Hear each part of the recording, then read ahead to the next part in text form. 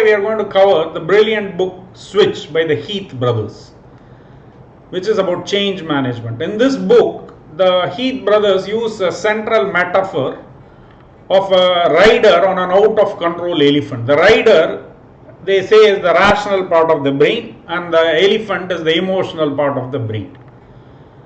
The vast majority of our actions are determined by the elephant. So if we can train the elephant, then we can make the change happen. Now, how do we do that? The switch has three components. First is to direct the rider with clear instructions, to motivate the elephant such that it can move in the right path, and to shape the path itself, to make it easier for the elephant. If we can do these three things well, then the change takes root effectively. Now let's look at one by one. The first is directing the rider. They cover a number of techniques, but the one that struck me hard is this finding the bright spots technique. The idea behind this is brilliant.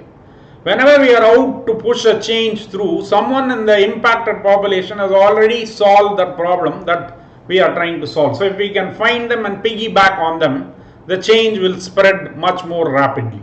To illustrate this, they use the example of a widespread child malnutrition problem in Vietnam. The first set of experts that were sent came back with poor hygiene, poverty and illiteracy being the issues, seemingly insurmountable problems requiring a lot of money to fix. Now, why do we come up with such objections? It's because of our inherent negativity bias, they say. To support that, they cite this interesting statistic that only 6 out of 24 words, emotion words that we use are even positive.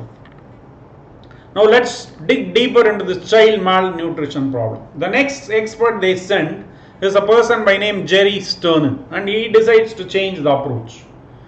He looks at, are there in the same environment, with all things being equal, well-nutritioned children?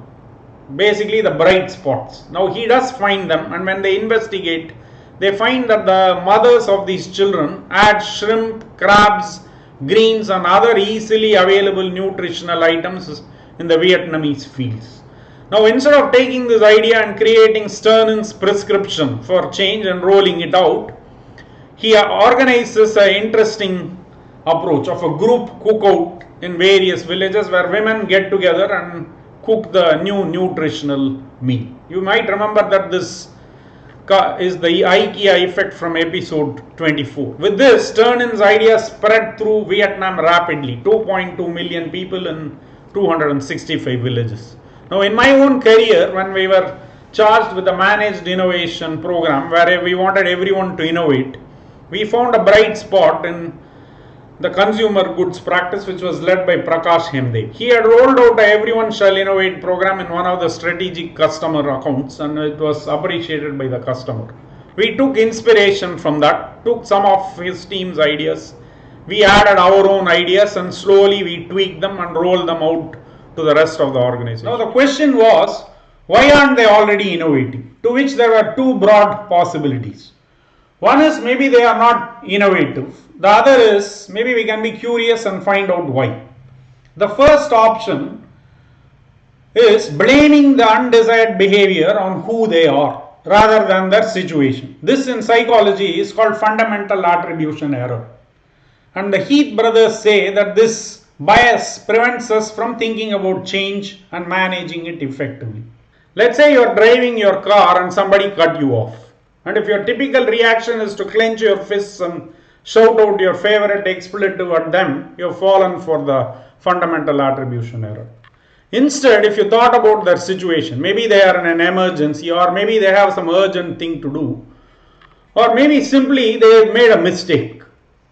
So thinking about their situation frees you up from your anger, and it could be very beneficial. So in the change context, if you think more about the people's situation rather than blaming them, you would do better as a change agent. We got lucky because we chose the let's find out option, the situational option.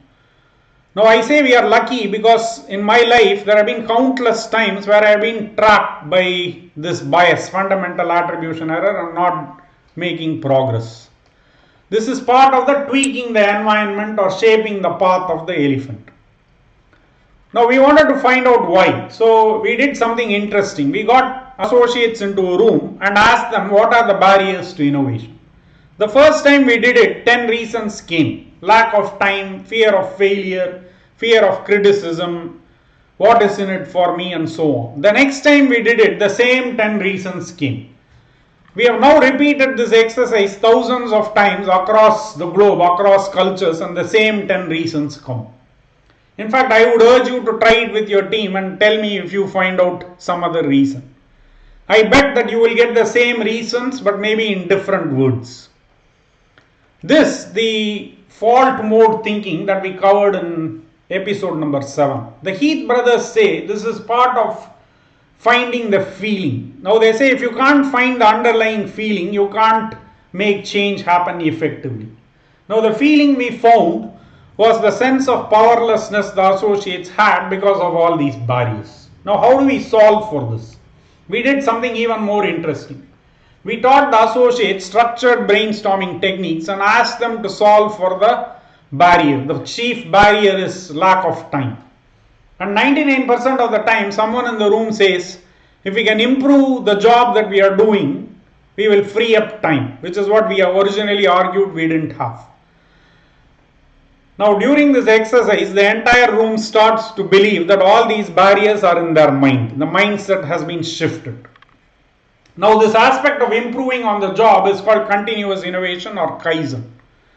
So what we did is shrinking the change. Instead of pursuing big ideas and big innovation which take a lot of time, we made it small innovations that everybody can do. Now growing your people, the Heath brothers talk about mindset change, which we again achieved through the barriers to innovation too. With that, the Heath brothers give a brilliant example in their book of the American debt problem. It's a very big problem in the USA. The typical strategy has been to write down the debt items in descending order and try to tackle the biggest one, which is usually the home mortgage. A person by name Dave Ramsey came up with a brilliant idea called the reverse debt snowball. Here you write down the debt items in ascending order with the smallest one first. Maybe the first one is the electricity bill from 2 months ago that has been left unpaid, maybe $30 to $40. You pay that off, and as you pay off the small items, the elephant gains confidence and builds momentum, and it snowballs over time, and people come out of debt more easily using this strategy than any other one. So to shrink the change is a great way to get the elephant going and building momentum. The last concept I want to cover today is rallying of the herd. In an ambiguous situation, such as when a change is being introduced, the elephant looks to the herd. What is the herd doing? Which we would call social norms. And a simple example of that is the tip jar you see in many establishments, which is usually pre-filled with money. It is to signal to you that other people have donated and so should you. So this is a simple example of the rallying of the herd. In the corporate context, in the managed innovation program, we were once doing a quarterly review with my boss, Chandra, my great boss. He asked this question to us. You all know what we can't measure, we can't manage. How will we measure innovation? So one of my leadership team members, Eril Anban, he took on this task. He and his team researched and came back with a great concept, the innovation index, modeled after the global innovation index that measures innovation at the country level. This tool was very effective in helping us measure innovation at an account level. We aggregated that to the practice level and we published that on a monthly basis throughout the organization.